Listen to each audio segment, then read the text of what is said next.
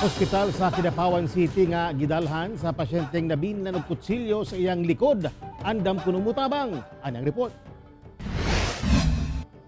Andam mutabang ang Cotabato Provincial Hospital nga mooperahan si Kent Ryan Tumao aron matanggal gilayon ang nalubong nga kutsilyo sa likod niini. Nahinabi na kuno sa hepe sa ospital ang ginikanan ni Kent ug duna na kuno sila gikasabutan.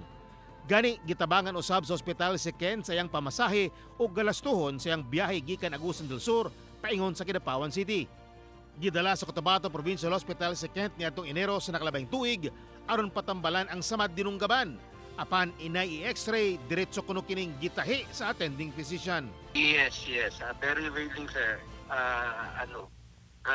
Wala namang problema sa parents. We have talked with the parents. We have chatted it yesterday.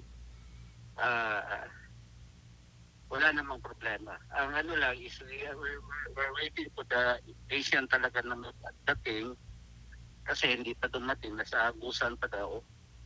So we're waiting for the patient for him to consent kung gusto niya ipakuha. Kinumduman nga nanawagan og tabang si Kent human nakita sa iyang x-ray result nga dunay kutsilyo nga nalubong sa iyang likod. Wala usab siya madawat sa giaplayang trabaho tungod sa kadelikado sa iyang kahimtang, labi pa nga duol na sa iyang baga ang kutsilyo.